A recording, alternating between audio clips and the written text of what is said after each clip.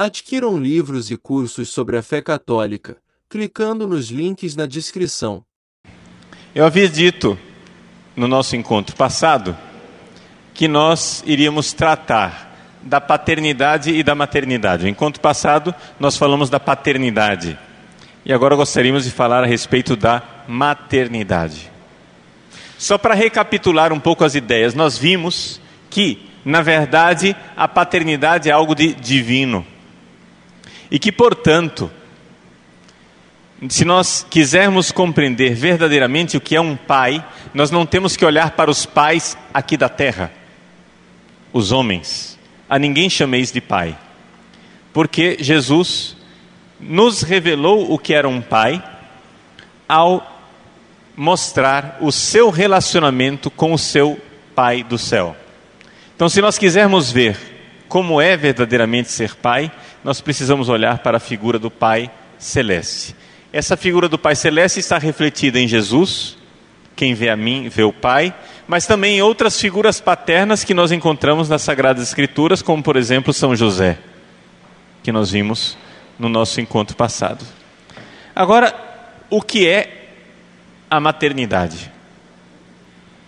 Bom, partindo do mesmo princípio que nós vimos no nosso encontro passado, se nós quisermos verdadeiramente olhar para aquilo que é uma mãe, nós precisaríamos olhar para o protótipo, não é, de maternidade que foi realizado na Virgem Santíssima, na Virgem Maria.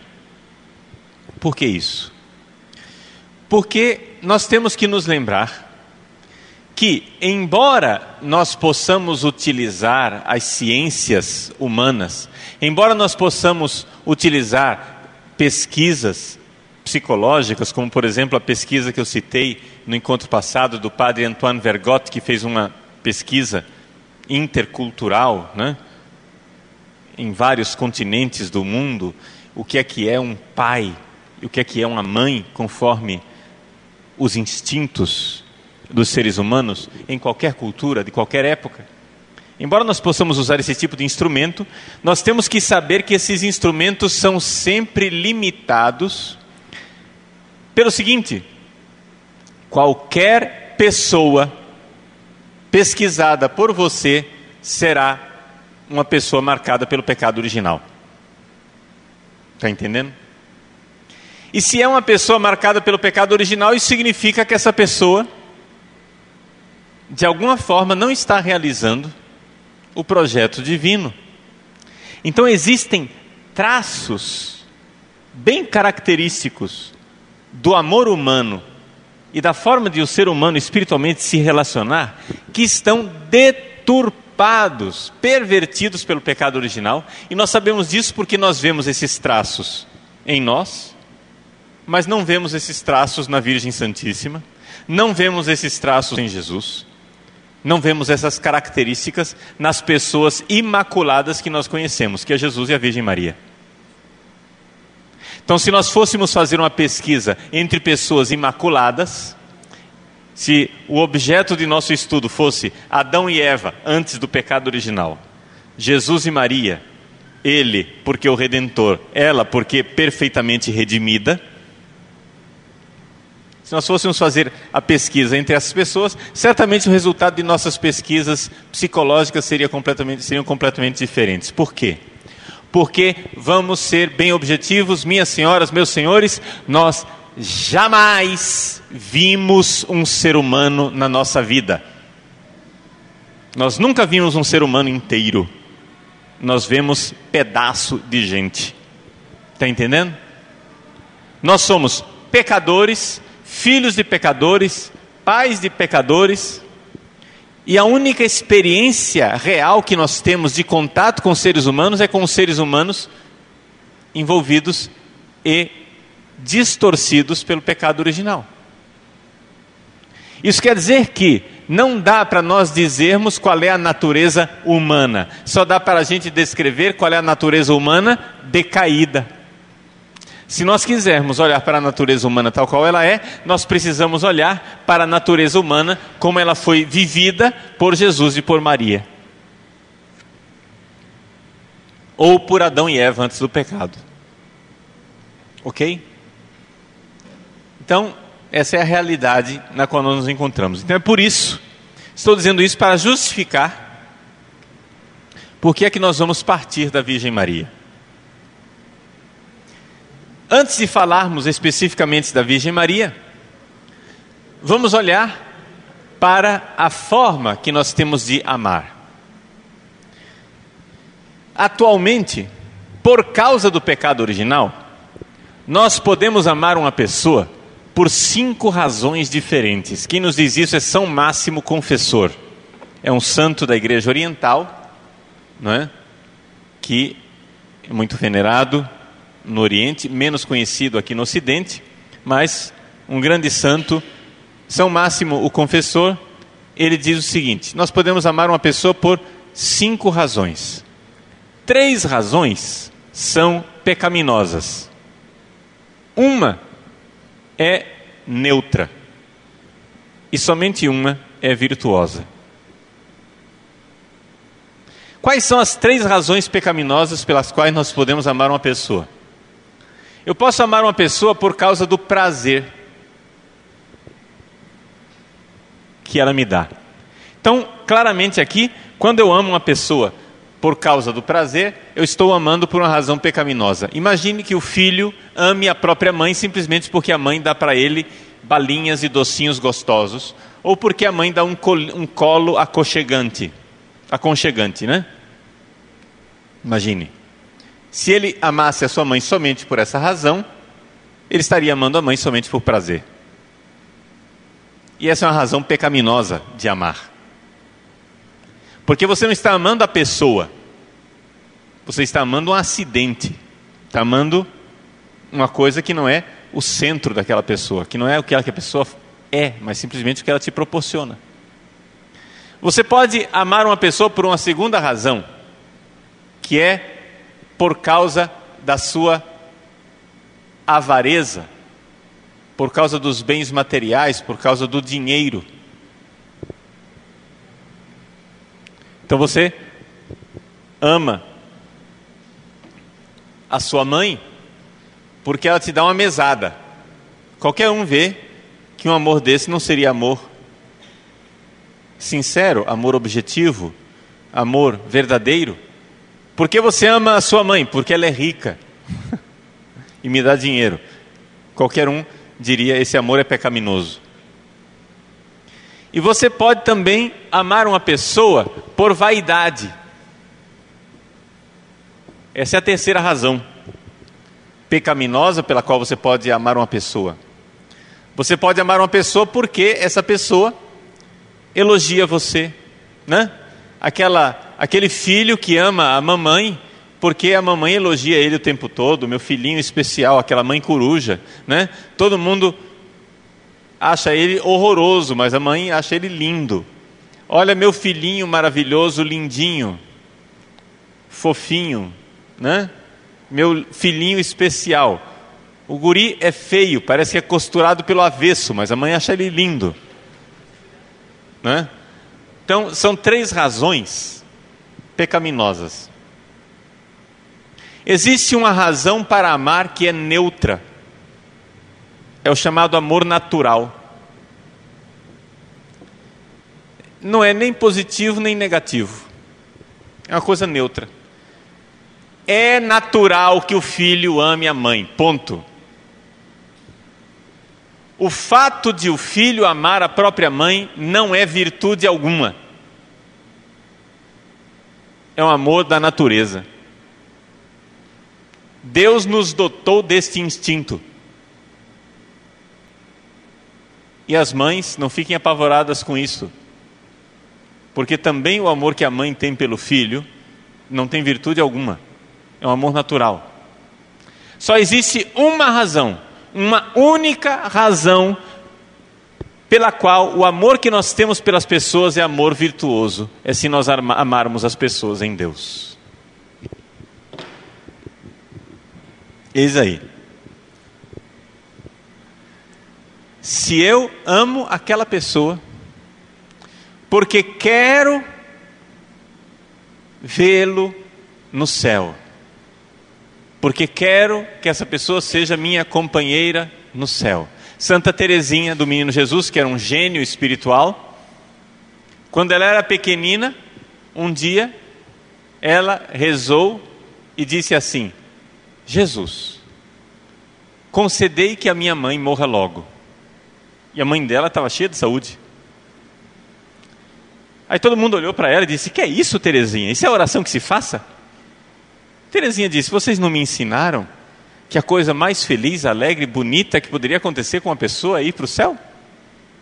Eu quero que minha mãe vá para o céu. Eu quero que ela seja feliz junto de Deus. Com isso, Teresinha estava manifestando um amor virtuoso dentro de uma ingenuidade de criança evidente. Pedir a morte de uma pessoa não é uma oração que nós devamos fazer, porque não cabe a nós desejar que uma pessoa morra. Querer isso não é natural, não é normal. Dentro da ingenuidade de uma criança, ela queria o quê?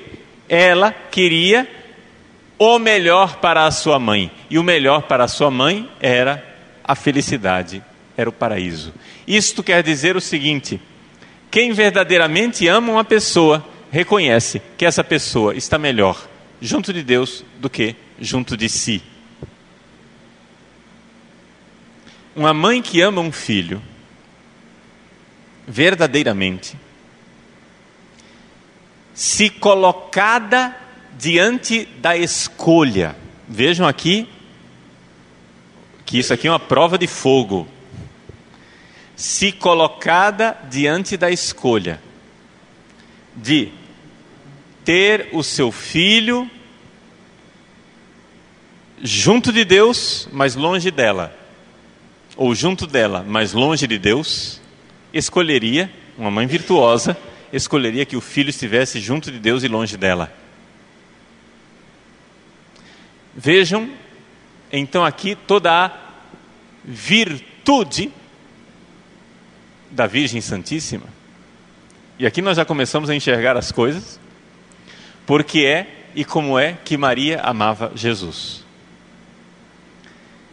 Uma das grandes provas de fogo do amor de uma mãe é permitir que seu filho vá fazer a vontade do Pai do céu. Atenção, gente, eu não estou dizendo aqui que ele morra, que essa não é a única forma de o filho se separar da mãe para fazer a vontade do Pai do céu. Mas a mãe virtuosa, a mãe conforme o projeto de Deus, a Virgem Santíssima, é capaz de viver esta separação. Isto aqui é algo de espiritualmente extraordinário. Vamos com calma, deixa eu explicar melhor esse negócio aqui, que pode estar meio confuso na cabeça de vocês. Vamos pegar algumas coisas da vida de Jesus e de Maria. Vamos pegar aquela cena dos 12 anos de idade, quando o menino Jesus foi para Jerusalém junto com a Virgem Santíssima e com São José, e ele então ficou no templo entre os doutores, e Maria e José ficaram procurando Jesus praticamente durante 3 dias. É interessante aqui a gente ver um paralelo com essa perda e reencontro de Jesus, que nós meditamos nos mistérios gozosos, não é? Nós devemos ver aqui um paralelo com a morte e ressurreição de nosso Senhor Jesus Cristo. É interessante que isso aconteceu por 3 dias, porque o que aconteceu? José e Maria saíram de Jerusalém em caravana. Na caravana, Maria estava com as mulheres, José estava com os homens. E as crianças podiam estar seja com os homens, seja com as mulheres. Então, Jesus nunca tinha desobedecido ninguém, Jesus nunca tinha se afastado deles, Jesus sempre tinha dado satisfação da vida dele para os dois. Maria e José estavam bem tranquilos, e caminharam durante um dia inteiro na caravana. Dia número 1. Quando chegou no fim do dia, eles... Cadê Jesus? Se encontraram. Jesus não estava com você? Não, não estava comigo, eu achava que estava com você. Não tinha celular naquela época, então São José não podia ter telefonado no celular de Maria. E aí, Jesus está aí? Não, não está. Teriam descoberto logo, mas não tinha. Né? Um achava que estava com o outro e se encontraram no fim do dia. No fim do dia, cadê o menino? Volta para Jerusalém. Ora, se eles tinham um dia de caminhada, para voltar leva quanto tempo? Um dia de caminhada. Não é? Segundo dia. E mais um dia em Jerusalém procurando Jesus, porque eles não acharam logo. A cidade é grande, estava cheia de gente por causa das festividades. Finalmente, encontra Jesus ao terceiro dia, ressurreição. Deu para entender o paralelo? 3 dias de aflição e um dia de alegria e ressurreição. Então, é um pouco esse paralelo espiritual. Uma vez fora esse paralelo espiritual, o que é que nós podemos dizer a respeito da Virgem Santíssima? Quando Maria procurou Jesus, aflita, com a aflição de uma mãe, nós podemos dizer que Maria estava movida por 2 amores.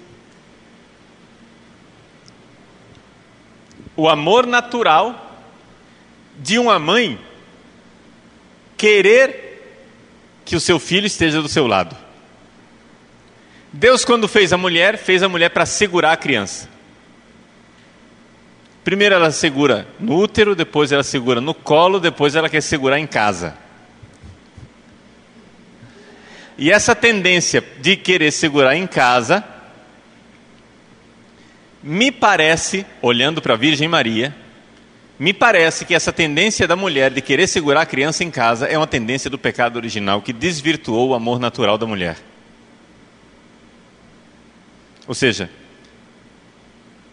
a mulher querer segurar é uma coisa no colo, mas chega uma hora que a criança já não é mais criança, e seria natural que ela enxergasse isso. Seria natural. Vamos ver já já, no exemplo da Virgem Maria, por que é que eu acho que esse negócio é meio desvirtuado, meio do pecado original. Jesus, com 12 anos de idade, é encontrado no templo de Jerusalém.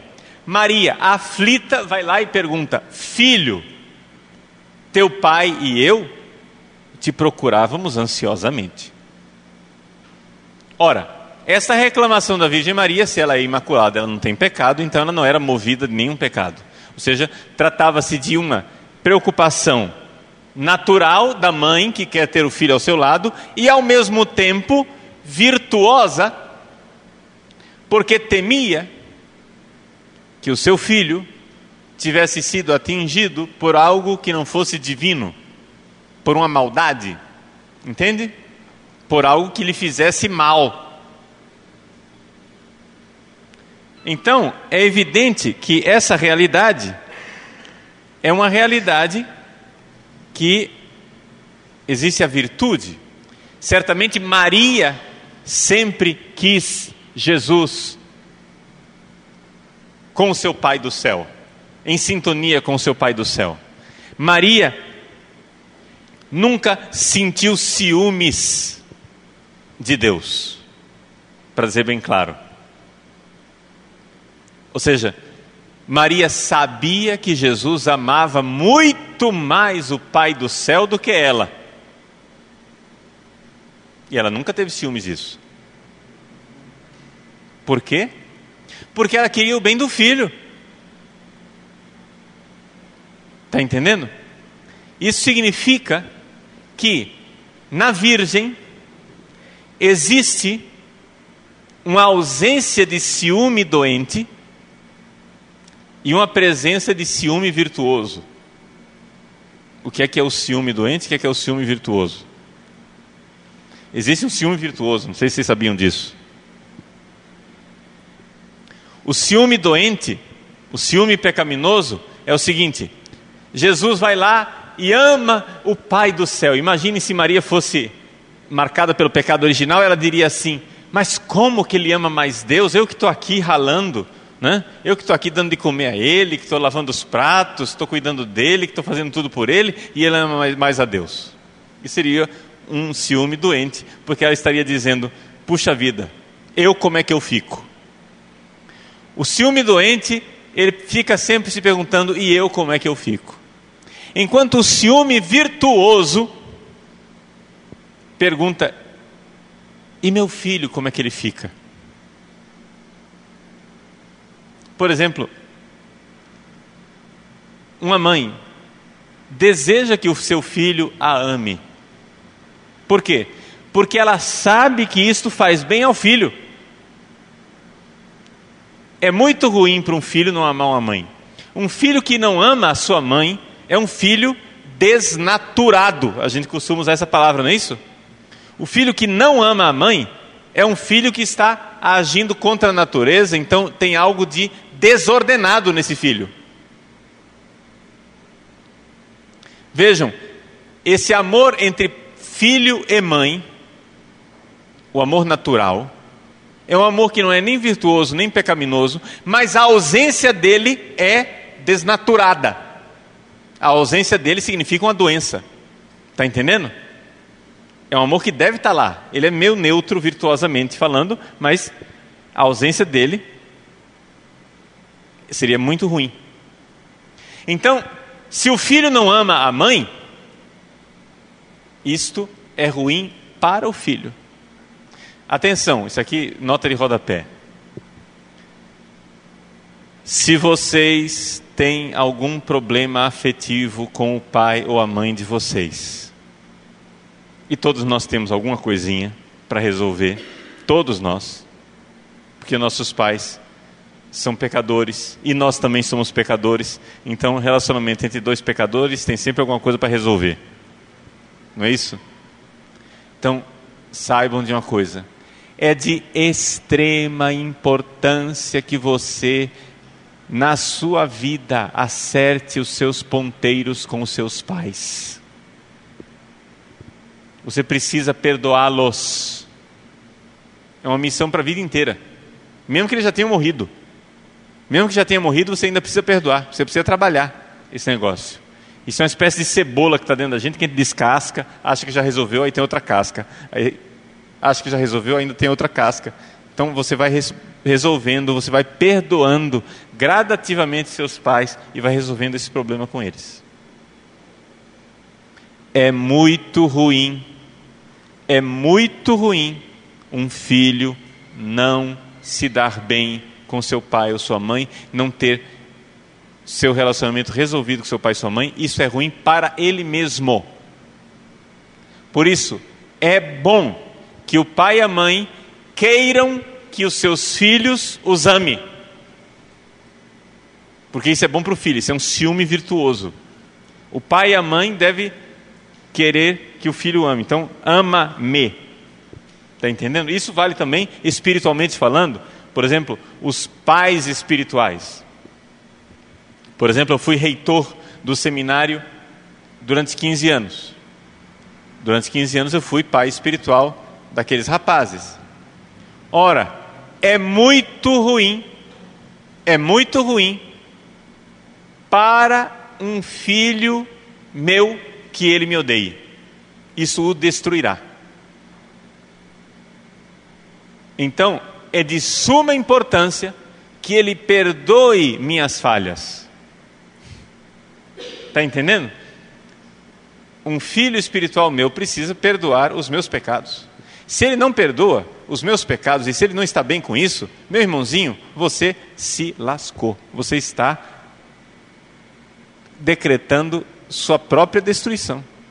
Porque o filho precisa amar seu pai e sua mãe para ser centrado. Está claro isso? Então isso é uma missão para a vida. Agora, a Virgem Maria ao mesmo tempo tinha um amor virtuoso para com Jesus. E quando que nós vemos esse amor virtuoso? Quando Jesus olha para ela e diz: mulher, você não sabia que eu devo cuidar das coisas do meu Pai? E o evangelista São Lucas acrescenta assim: e Maria guardava todas estas coisas no seu coração. Uma mãe ter uma reação virtuosa dessas, de ouvir uma frase dessa do seu filho, uma frase aparentemente desaforada, uma frase que para uma mulher pecaminosa, uma mulher marcada pelo pecado original, seria uma espada direto no coração. Mas porque Maria não tinha pecado, ela entendeu perfeitamente e guardava todas estas coisas no seu coração. O que é que ela guardava no coração? Ela guardava no coração o grande mistério, a grande verdade do amor, que ela amava muito mais Jesus do que a si mesma. Ela queria muito mais o bem de Jesus do que o seu bem. E ela via claramente que para Jesus era melhor estar junto do Pai. Ela viu isso. Naquela palavra de Jesus, ficou tudo claro para ela. A luz de Deus iluminou e ela enxergou: meu filho não é para mim, é para Deus. Ou seja, a virtude da mãe de deixar ir. Ir não para o mundo se perverter, se perder, se destruir. Não, ir para Deus. Entende? Saber que é muito melhor para o meu filho que ele ame mais a Deus do que a mim. Eis aí a virtude de Maria. Eis aí amar Jesus. Agora, vejam o que é que isso nos diz a respeito da maternidade da Virgem Santíssima. Que ela, sim, recebe o Filho. Ela, sim, recebe o Filho de Deus. Faça-se em mim conforme a tua palavra. Ela acolhe. Ela realiza a sua missão de mãe acolhedora. Ela concebe no poder do Espírito Santo.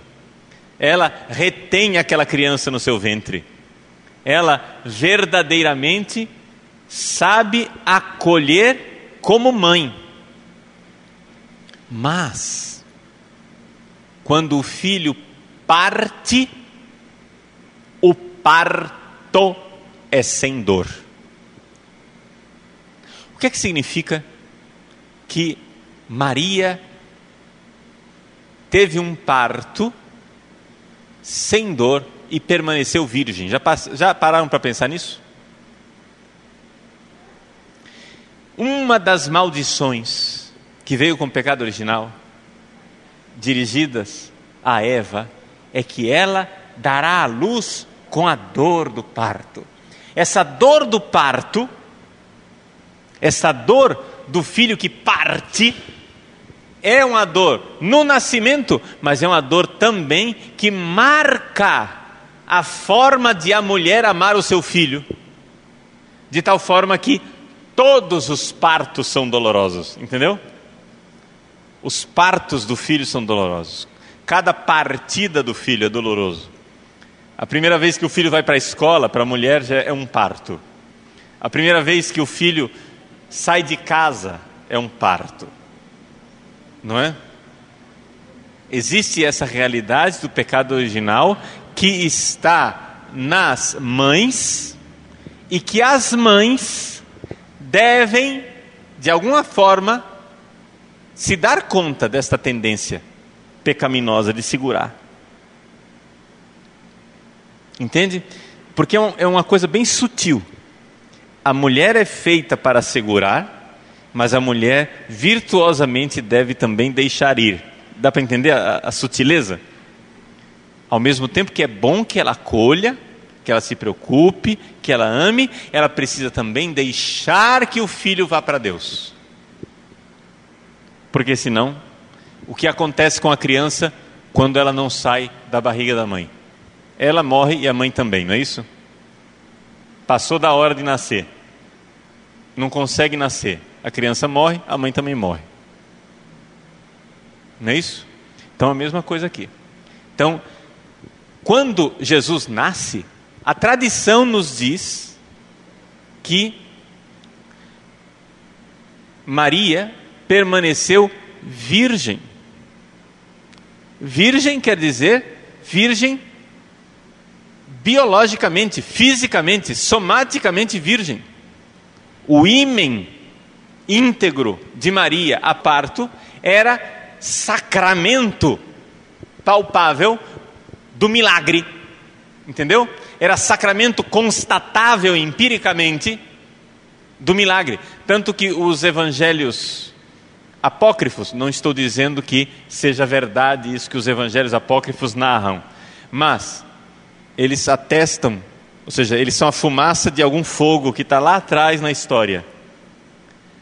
Os evangelhos apócrifos nos falam de duas parteiras que foram lá, né? Quando Maria foi dar à luz, José viu que ela estava na hora, José saiu então e foi buscar as parteiras, e vieram duas parteiras. Isso aí são evangelhos apócrifos que narram. E quando chegaram lá, Maria já tinha dado à luz, na ausência, na solidão, sem José, sem as parteiras, não é? E as parteiras então foram lá fazer os procedimentos finais, né? Cordão umbilical, etc. E a parteira mais velha viu e disse: o que os meus olhos estão vendo? Uma virgem acaba de dar à luz. Então aquelas duas parteiras, simbolicamente nos evangelhos apócrifos, são duas testemunhas, digamos assim, da integridade virginal de Maria. Está entendendo? Não que isso tenha acontecido historicamente, mas é somente uma forma de relatar um fato histórico, real, que é a integridade virginal de Maria, antes, durante e depois do parto. Algum sinal disso se encontra em alguns manuscritos antigos, no Evangelho de São João. O prólogo de São João dá para ser interpretado quando ele fala assim, que não foi concebido ex sanguinibus. Ali no prólogo de João estaria uma atestação de que Jesus não teria sido concebido e não teria vindo ao mundo, não teria nascido ex sanguinibus, ou seja, dos sangues que saem do parto, né? Sangue no plural, ex sanguinibus em latim. Essa expressão é uma expressão técnica para os sangues da mulher quando ela tem o parto. Então, sobretudo o padre René Laurentin que faz esse tipo de argumentação. Estou dizendo isso para quê? A mãe, como Deus a pensou, ela virtuosamente acolhe o filho, mas também virtuosamente deixa o filho ir. O milagre de o filho Jesus nascer sem dor e sem derramamento de sangue no parto se revela no milagre de Maria receber aquela frase de Jesus: não sabias que eu devo estar na casa do meu Pai? E ela, sem dor, deixa que o filho esteja com Deus, virtuosamente, amando em Deus. Dá para entender isso? Então é interessantíssimo isso, a gente ver como a maternidade da Virgem Maria nos revela um projeto de Deus a respeito da mãe, que nós não encontramos nas mães reais que nós conhecemos no nosso dia a dia e no nosso mundo, mas que é um ideal a ser desejado pelas mães, é uma luta que as mães devem travar para entregar seus filhos a Deus. É interessante ver como nós, por causa do pecado original, temos uma espécie de autodefesa contra Deus. Não sei se já notaram isso. Quando, depois do pecado original, Deus desceu no jardim do paraíso, e Ele veio lá: Adão, cadê você? Eu vi você chegar e me escondi atrás do arbusto. Veja, a primeira consequência do pecado original é que Adão começa a experimentar a presença de Deus como agressora. Deus agride. Está entendendo? Deus é uma agressão. Eu não sei se você já tiver essa experiência, mas como é difícil, às vezes, você dizer: seja feita a vontade de Deus, eu entrego na mão de Deus. Como é difícil entregar, às vezes, não é? Por exemplo, eu me lembro certas senhoras, assim, de oração, né? Intercessoras, com dons espirituais maravilhosos, vinham, rezavam por mim e depois iam dizer a oração que tinham feito, etc. E aí eu às vezes reagia dizendo assim: olha, se for da vontade de Deus, que eu morra. Eu me lembro de um diálogo nesse sentido. Se for da vontade de Deus que eu morra, que seja feita a vontade dele. E a senhora então: que é isso, padre? Renuncia a essa palavra. Não diga isso. Escuta, que palavra que eu tenho que renunciar aqui? Qual é o problema? Eu não estou dizendo: se tiver que morrer, eu vou morrer. Eu não disse isso. Eu disse isso? Não.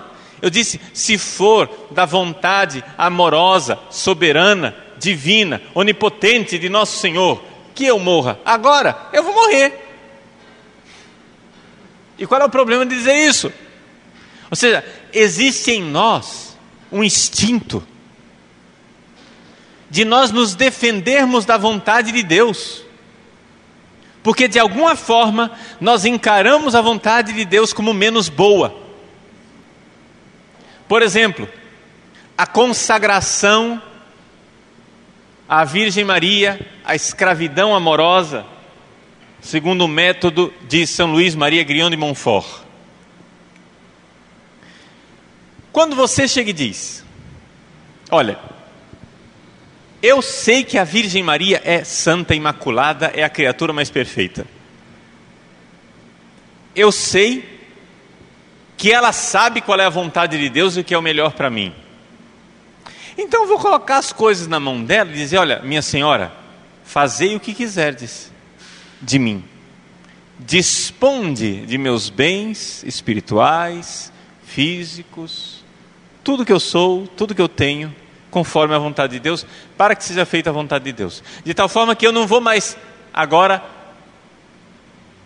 direcionar a minha vida como se a minha vida, o volante da minha vida estivesse nas minhas mãos. Não, eu tenho uma senhora que é quem vai guiar a minha vida. E se ela me guiar por um lugar que eu não previa, e se ela me conduzir por uma estrada que eu não desejava, e se ela me abrir caminhos em senderos que eu jamais imaginava, eu vou seguir, eu vou fazer.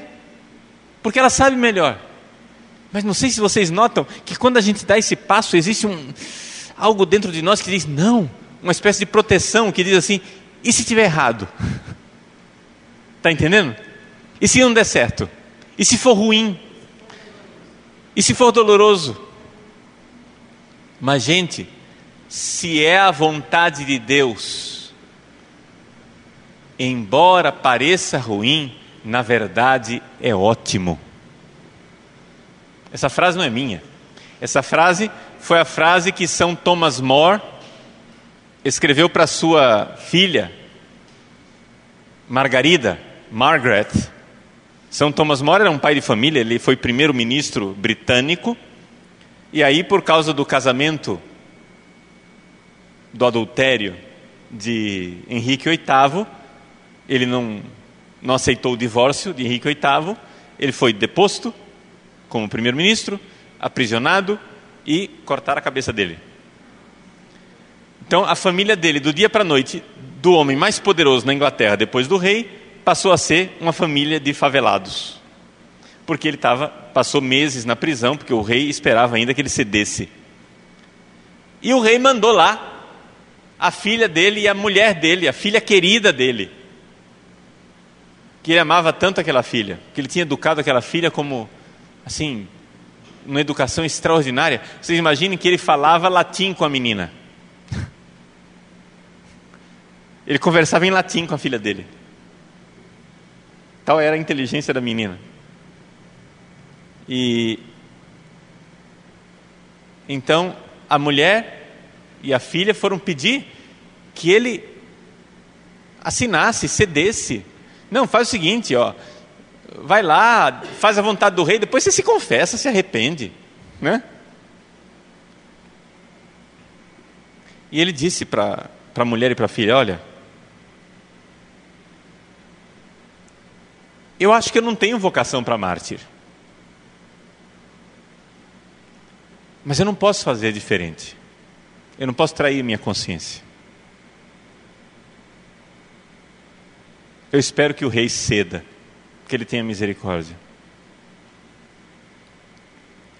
Mas se por acaso, ele escreveu para a filha, se por acaso der tudo errado, se por acaso acontecer alguma coisa que nós não queríamos, a vontade de Deus, embora pareça ruim, na verdade, é sempre ótima. E ele de fato morreu. De fato foi decapitado. Chega e diz, mas isso foi ruim. Bom, isso parece ruim. Mas na verdade foi ótimo. Porque foi a entrada dele no paraíso, a salvação eterna e o modelo extraordinário que ele é para nós. Um homem leigo, um político, que por amor a Deus foi martirizado. Preferiu perder a cabeça do que trair Deus. Ele não perdeu somente o cargo, ele não perdeu somente o dinheiro, ele perdeu a vida e ainda teve a família dele inteira revoltada contra ele, porque ele chegou e disse para a mulher e para a filha, olha, seria tão mais fácil se vocês colaborassem comigo e entendessem o que eu estou fazendo, entendessem as minhas razões, entendessem que eu não posso trair Deus. Então esse amor a Deus, acima de tudo, que faz com que a gente entregue tudo para Ele. Agora vejam que este exemplo da maternidade da Virgem Santíssima, esse exemplo grandioso dessa maternidade, nos mostra aqui, quase que na contramão da história, na contramão da nossa experiência, aquilo que é ser mãe. Mas vamos continuar vendo as características desse amor de mãe, da Mãe Maria. Existe uma outra característica típica do amor da mãe, que aparece mais claramente na mãe do que no pai, que é o fato de o amor da mãe ser incondicional. Eu falei, o pai é a lei, não é? e o pai está preocupado com o futuro. Faça isso, senão você vai se perder, etc, etc. Bom, dentro de uma, digamos assim, uma geografia familiar, para as coisas darem certo, se existe alguém que bate, a criança precisa de um colo para o qual correr. Está entendendo? Se é o pai quem põe o limite, se é o pai quem põe a lei, se é o pai quem diz o não, seria muito ruim que a criança recebesse aquele não e não tivesse para onde correr. Ou então vamos supor assim, a criança recebe um castigo e uma repreensão, mas não tem um colo para onde correr e dizer assim: eu errei, eu pequei, eu desobedeci, mas eu mesmo assim sou amado. Está entendendo?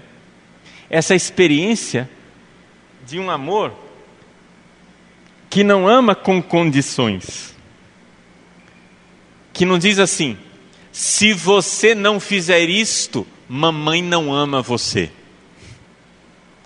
Mas ao contrário, você pode fazer o que quiser, você sabe muito bem que sua mãe vai continuar amando você. Você pode aprontar, fazer, acontecer, sua mãe vai continuar amando você. Você pode terminar no presídio, sua mãe vai continuar amando você. Essa experiência ela é importante. Só que ela é importante dentro da geografia familiar, equilibrada entre um pai e uma mãe. Entendem? Porque se você só tem isso, o menino se transforma num perverso. Se você só tem a dureza da lei, o menino fica também com aquela eterna dúvida a respeito do amor. Ou seja, em palavras pobres, vamos tentar expressar melhor aquilo que eu estou tentando dizer para vocês agora. A experiência da mãe é a experiência de que eu sou amado, não importa o que eu fizer. Essa é a experiência da mãe. E nós vemos isso claramente em Maria. Agora vejam, o amor de Deus é tão perfeito que essa característica também está no amor do Pai. Está entendendo? Por quê? Porque o filho pródigo, quando volta para casa, ele volta achando que o pai vai reagir com condições, vai dizer: não, eu te aceito de volta, mas você vai ser um escravo, né? Vai ser um servo agora, não vai ser mais meu filho. E o pai nada disso, o pai acolhe sem condições, sem colocar condição nenhuma. Matem o novilho gordo, vamos fazer festa, meu filho voltou. Esse é o amor que acolhe, né? Que está disposto a acolher. Mas isto, que em Deus tem toda essa riqueza, nos seres humanos, de uma forma geral, se manifesta mais facilmente na figura feminina, na mãe acolhedora, de tal forma que existe uma espécie de equilíbrio, de tempero na geografia familiar. Isso acontece também dentro das casas religiosas. Por exemplo, quando São Bento fez a regra beneditina, que seguem os monges ainda hoje, né? Depois de mais de 1500 anos, ainda é a mesma regra que ainda rege a vida dos monges. São Bento, ao lado da figura do abade, que é o pai do mosteiro, colocou um dos irmãos para ser uma figura mais materna. Embora seja um homem, mas é a figura mais materna, é o chamado prior. Prior, em latim, prior, quer dizer o primeiro, é o primeiro dos irmãos, é o irmão mais velho. Então, enquanto o abade, o pai, seria a lei, o prior, que ocupa um segundo lugar dentro do esquema, mas é aquele que é o colo para onde o monge vai correr quando o abade bate, entendeu? quando o abade desce o cajado, o monge tem para onde ir reclamar, que é o prior, que é uma figura mais... é aquela figura que não... atenção, é importante aqui. A mãe não desautoriza o pai. Mas o papel da mãe é aquele papel de fazer a criança ferida entender as razões do pai. Meu filho, entenda seu pai. Veja que o que ele está pedindo de você é o melhor para você. Entendeu? A mãe é aquele lugar onde o filho corre, vai lá e reclama da situação, e ela não desautoriza o pai, mas, ao contrário, faz com que o filho mude e aceite a vontade do pai. Esse é o verdadeiro papel da Virgem Santíssima. Agora, eu não entendo, sinceramente, eu não entendo algumas espiritualidades do pessoal que eu acho que deve ser reflexo da família da pessoa. Peça para Maria, ela vai dar um jeitinho de convencer Deus. Mas espera aí, meu filho. Nesse caso aqui, a Virgem Maria ela é melhor do que Deus, né? Deus é ruim, é o bicho papão, e a mamãe, boazinha, vai lá dar um jeito de mudar a ideia do bicho papão. Mas não é exatamente o contrário?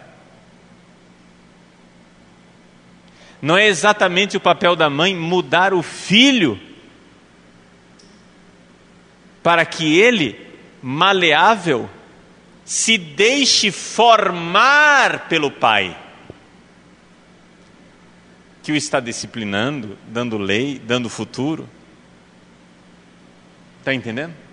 Agora, claro que nas famílias nossas, que são marcadas pelo pecado original, nem sempre uma mãe tem que dar razão para o pai, porque nós estamos marcados pelo pecado original. Às vezes o pai está no pecado, e é por isso que vocês vão se recordar, quando nós falamos de pai, nós dissemos: a ninguém chameis de pai, é o pai do céu que é o pai de toda a família, é o pai, como diz Efésios, do qual provém toda a paternidade.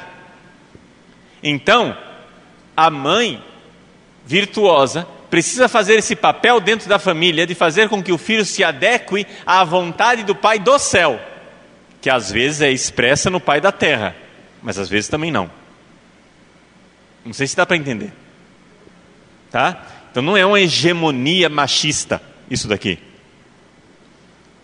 mas é um teocentrismo. No centro da família está o pai, sim, mas o pai do céu, não o pai da terra. Enquanto o pai da terra expressa a vontade do pai do céu, bom. Quando não expressa, meu irmãozinho, cai fora. Está entendendo? Então, mas você vai dizer: mas padre, pera lá. A igreja não usa, por exemplo, a imagem da rainha Esther? Quantas vezes nas missas da Virgem Maria aparece aquela imagem da rainha Esther, intercessora, que se veste, né, faz jejum junto com as suas servas, e se prepara toda vestida e se apresenta diante do rei, embora ela esteja correndo perigo de morte, para interceder pelo povo. Não tem isso? Sim. Mas, gente, vocês têm que entender que essa história da rainha Esther é uma rainha virtuosa que se apresenta diante de um rei iníquo. Portanto, ela é usada para mostrar a coragem de Maria, a fortaleza da Virgem Santíssima, como ela é uma mulher forte. Mas não, essa leitura não serve para falar de Deus, serve para falar de Maria. Você não pode considerar Deus como aquele rei iníquo, porque Deus não é um rei iníquo. É a mesma coisa aquela parábola de Jesus a respeito da viuvinha e o juiz corrupto.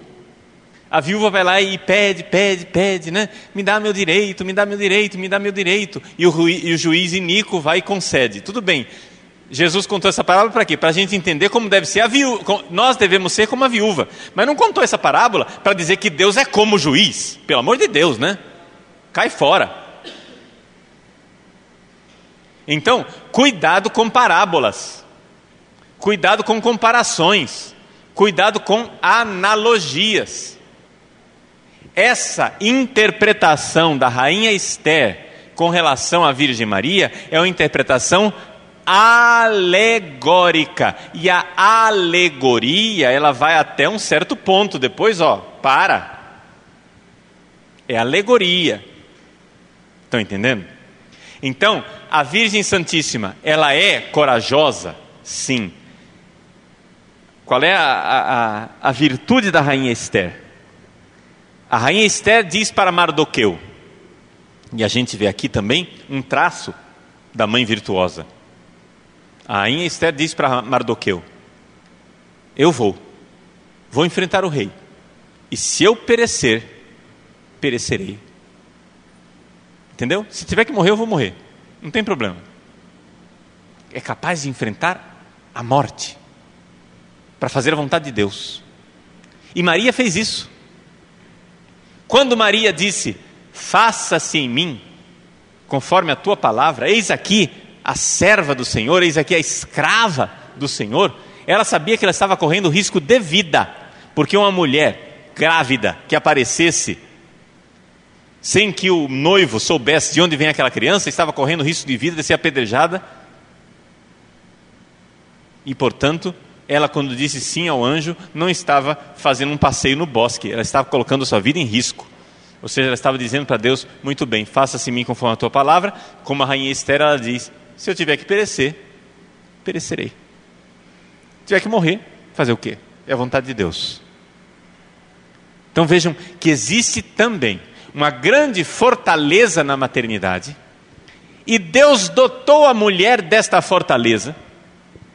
Inclusive, nós vemos isso na situação atual de pecado original. Ou seja, se nós vemos isso, esse tipo de virtude, de grandeza na Virgem Maria, nós vemos também nas mulheres com pecado original. Por exemplo, nós sabemos se a dor do parto é algo decorrente do pecado original, né? Se, hipoteticamente. Seja como for, a mulher, ela tem uma resistência à dor maior do que o homem. Não sei se isso está mudando, porque agora parto natural é um negócio que está cada vez mais raro, né? Virou comércio. Ou seja, não tem mais nenhum médico que esteja disposto a ficar lá esperando a dilatação aumentar e a criança nascer, né? Eles vão lá, medem a dilatação, está muito pouco, vamos fazer cesariana, acabou. Né? 99% das crianças estão nascendo cesariana. Por quê? Porque vocês sabem muito bem que um parto, trabalho de parto começa, mas você não sabe quando termina. Qual é o médico que está disposto a ficar lá em trabalho de parto durante 10 horas? Entendeu? Então, é evidente que se tornou comércio o negócio, né? Fabriquinha. Mas as mulheres, de uma forma geral, têm uma resistência maior à dor do que os homens. Essa fortaleza. Não é simplesmente, não é por acaso que eram as mulheres quem estavam ao redor da cruz e que foram fiéis até o fim. Nós vemos nos evangelhos uma gradual falência da figura masculina. Os homens ao redor de Jesus vão todos falindo. E parece um pouco que isto faz parte da história da igreja. Nos momentos de crise, a igreja é cada vez mais feminina, cada vez menos masculina. A gente olha ao redor, é o triunfo das mulheres. Os homens ficam só os Joões, ou seja, Joãozinho, João Evangelista, né? Então, aqui nós vemos essa realidade da fortaleza da mulher e da mãe. Então vejam só, quis colocar algumas figuras aqui, alguns traços da maternidade, que eu sei não são os traços mais comumente apresentados. A gente poderia aqui, claro, fazer 2, 3, 4 palestras sobre maternidade.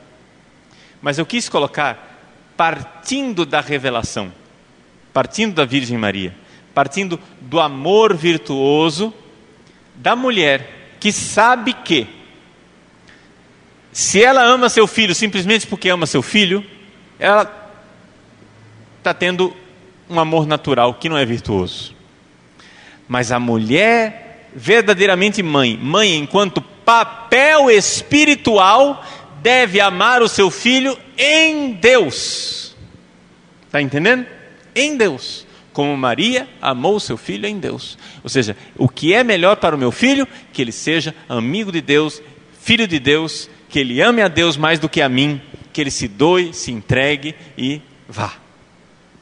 Essa é a virtude da mãe, não é? Uma Santa Mônica, que quis que o filho fosse de Deus. Quando o filho finalmente se converteu, era de Deus, ela morreu.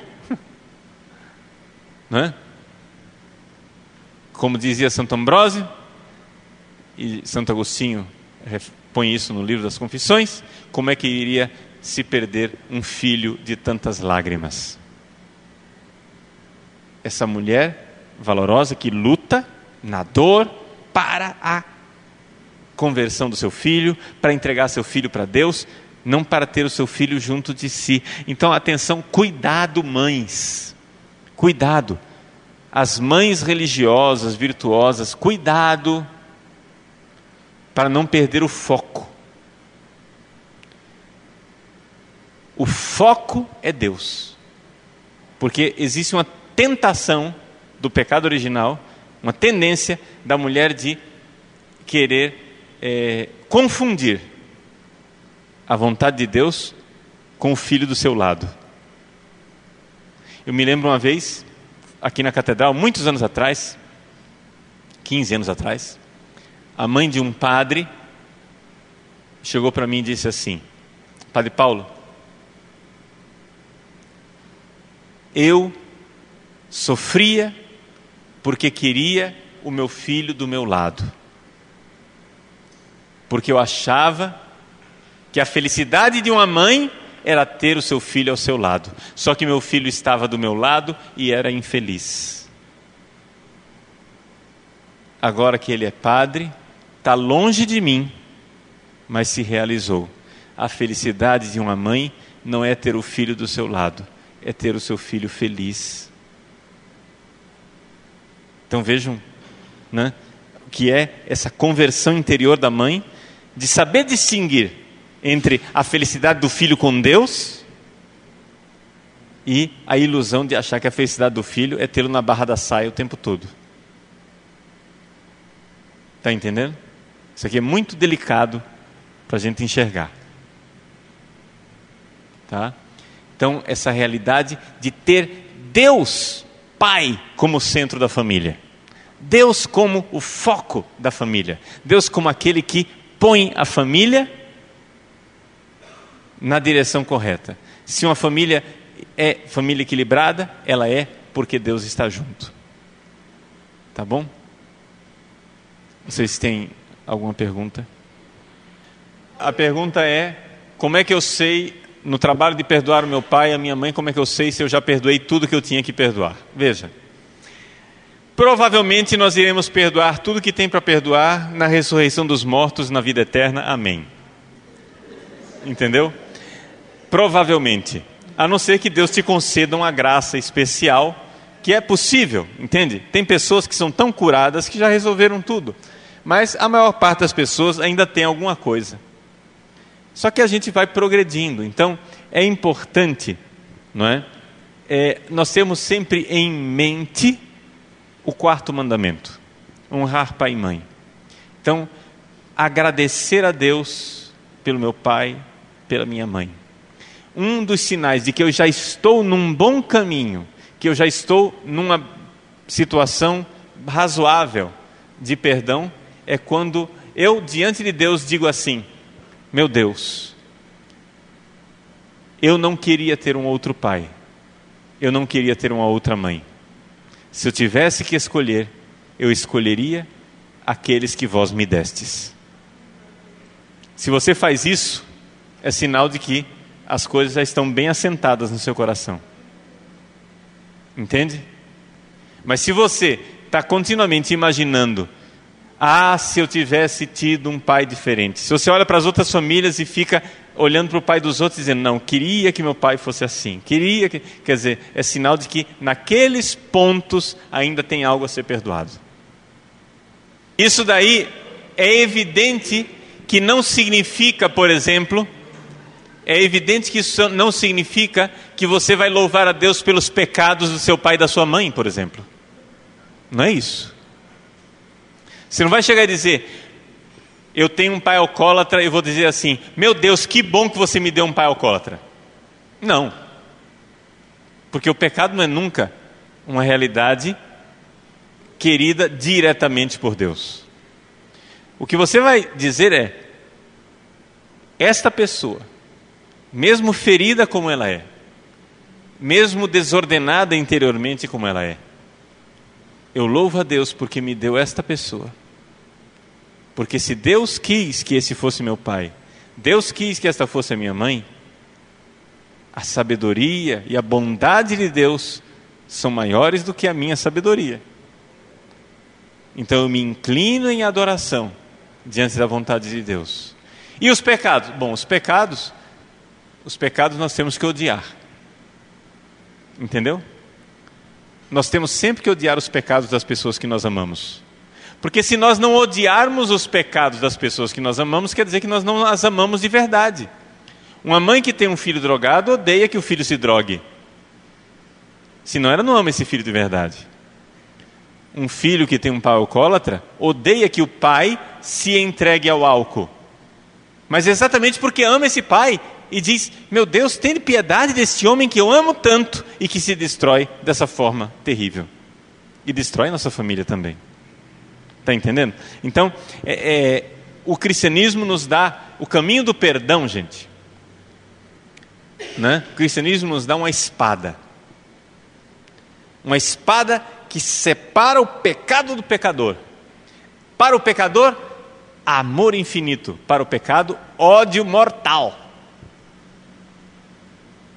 Está entendendo? Nós temos que absolver, separar o pecado do pecador. Então, amar a pessoa e odiar o pecado dela.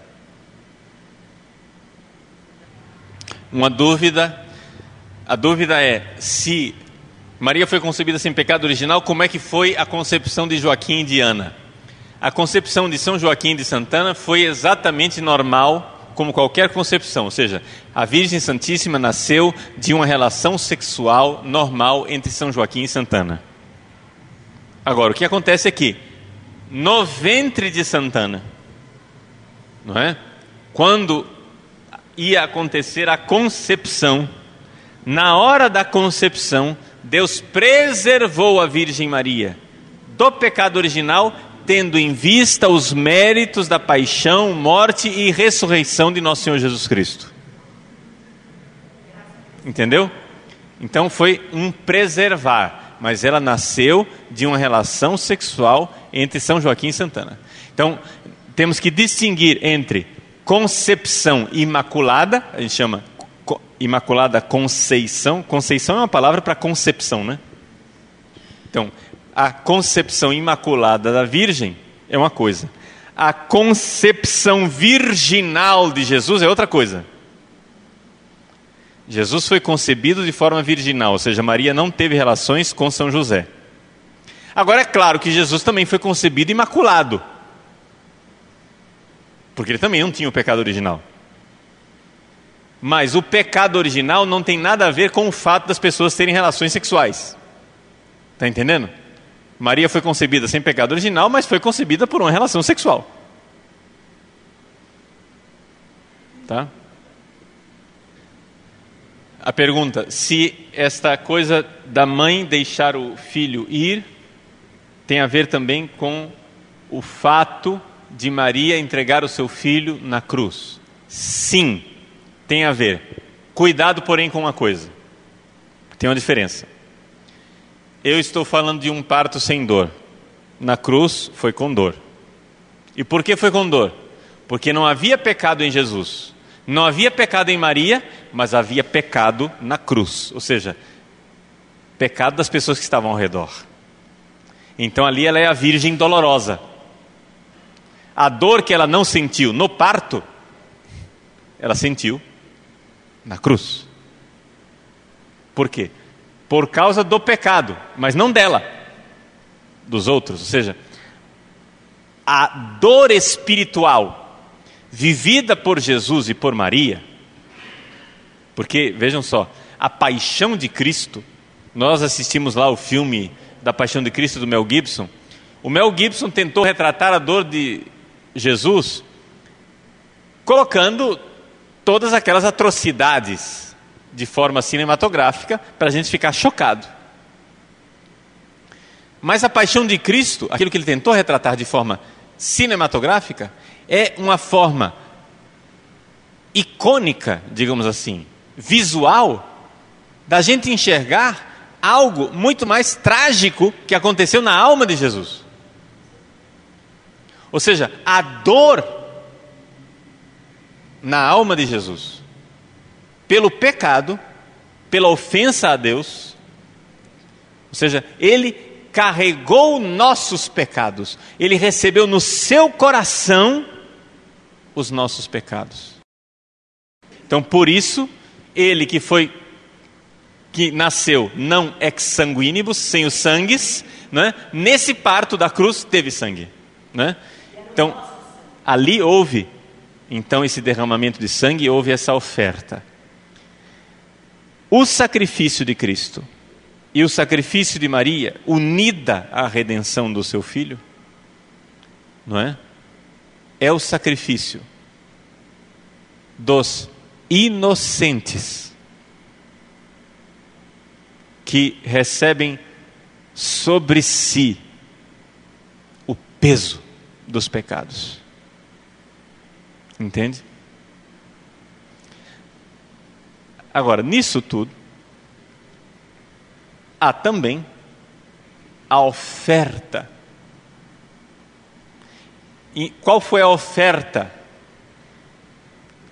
de Jesus e qual foi a oferta de Maria? É evidente que Jesus se oferece ao Pai. E é evidente que Maria se oferece e oferece seu filho ao Pai. Mas o oferecer-se ao Pai para Cristo e para Maria não seria algo doloroso se não houvesse o pecado dos homens. Entende? É por isso que a Eucaristia, que celebra o sacrifício da cruz de forma incruenta, ela tem uma ambiguidade. Existe algo de doloroso, de terrível, enquanto é sacrifício da cruz, mas existe também algo de glorioso, porque é um sacrificium laudis, é um sacrifício de louvor. Então, o sacrifício de louvor é um sacrifício, mas não é algo doloroso se você é virtuoso.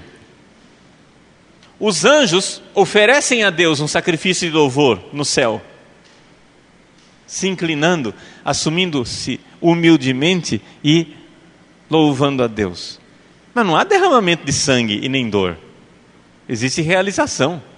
Então, cuidado com a palavra sacrifício, porque a palavra sacrifício não tem somente esse aspecto de morte. O aspecto de morte da palavra sacrifício está ligado à existência do pecado. Mas existe também uma realidade sacrificial gloriosa. De tal forma que paixão e ressurreição são dois lados de uma mesma moeda inseparáveis. Então, existe algo profundamente realizador em se entregar para Deus. Porque assim, vamos entender uma coisa. Por exemplo, se a gente insiste demais nesse lado doloroso e sangrento do sacrifício, todas as vezes que uma pessoa quiser se consagrar a Deus, se entregar a Deus, se doar a Deus, vai parecer o quê? Um velório. Ah, lá vou eu, condenado à morte. Pam, pam, pam, pam, pam, param, pam, pam, pam, pam. Quer dizer, é uma marcha fúnebre. Mas existe uma glória em se entregar a Deus. Existe uma profunda alegria. Entende? Existe algo de profundamente alegre e de realização pessoal em se entregar, em não ser dono de si e se realizar na entrega. Que bom, não sou meu, estou nas mãos de alguém melhor do que eu.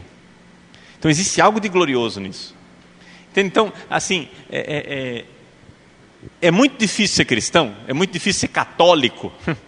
Não é? Por quê? Porque católico é aquele que abraça o todo, e o todo não é nunca um lado só da moeda, não é nunca só um aspecto. Se você pega um só aspecto, você deixa de ser católico. Entendeu? Então, por exemplo, quando Lutero, no século XVI, insistiu que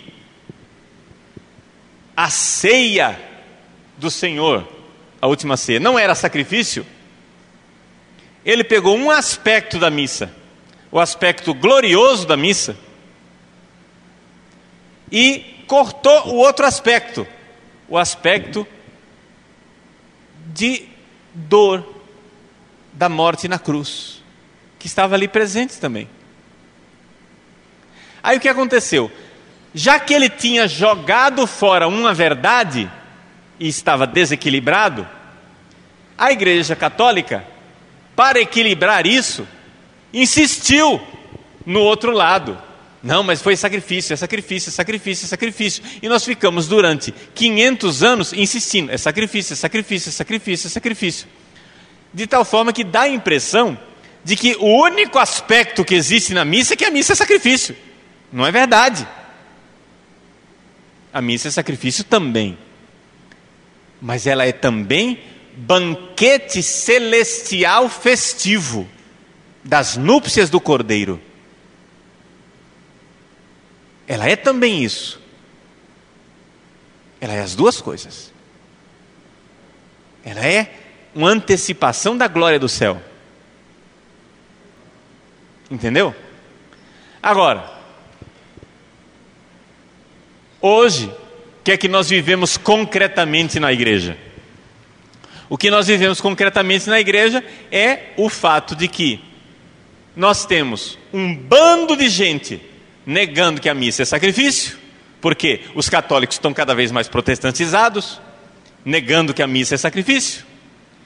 Alguns que ainda estão tentando segurar a fé católica, insistindo que a missa é sacrifício. Mas eu convido vocês a fazer parte do pequeno grupo que apanha dos dois lados.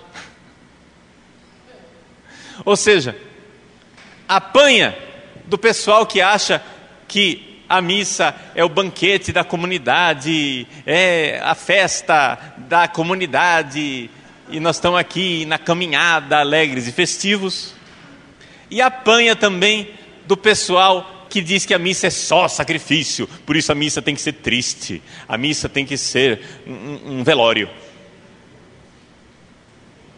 São dois exageros. Ser católico é abraçar a missa como um todo. E qual é o todo da missa? A missa é uma ceia? Sim, mas não é a ceia da comunidade. Não é a ceia, não é a festa da caminhada da comunidade. A missa é uma ceia, mas é uma ceia celeste. Felizes os convidados para o banquete nupcial do Cordeiro. É as núpcias do Cordeiro. É um casamento. É um banquete de um casamento. E isso é glorioso e é festivo. Ao mesmo tempo, é também o sacrifício redentor, o mistério pascal, paixão, morte e ressurreição de nosso Senhor Jesus Cristo. E tem algo de dramático nisso, onde nós realizamos de forma incruenta aquele sacrifício que nos redimiu. Então a missa que nós celebramos hoje está ligada, seja ao evento passado no Calvário, seja ao acontecimento futuro do fim dos tempos. A missa ela vive nesta tensão presente, passado e futuro. A missa é realizar no agora essa realidade tão rica do passado e do futuro. Perca um desses dois aspectos, você perdeu o todo, você já perdeu o equilíbrio católico. No sacrifício da missa existe também o sofrimento da Virgem Maria? Sim, existe também o sofrimento da Virgem Maria, não é? E vamos lembrar que aquele sangue de Jesus, o corpo dele, né, ele recebeu da Virgem Santíssima. Aquela frase do Mel Gibson, que a Virgem Maria, que se aproxima do Cristo, que está lá pregado na cruz: meu filho, carne da minha carne, sangue do meu sangue. E ela vai lá e beija os pés dele e sai com os lábios tingidos de sangue, não é? Sangue do meu sangue. Claro, existe uma união entre o sangue de Cristo e o sangue de Maria. Como existe uma união também entre o nosso sacrifício do dia a dia e o sacrifício de Cristo, completo na minha carne, aquilo que falta, o sacrifício de Cristo na cruz. Se existe uma união do nosso sofrimento com o sofrimento redentor de Cristo na cruz, quanto mais não existe entre a Virgem Maria e Ele, que estavam tão intimamente unidos. Ok? Debaixo de vossa proteção nos refugiamos, Santa Mãe de Deus. Não desprezes as nossas súplicas em nossas necessidades, mas livrai-nos sempre de todos os perigos, ó Virgem gloriosa e bendita. O Senhor esteja convosco. Abençoe-vos o Deus Todo-Poderoso, Pai e Filho e Espírito Santo.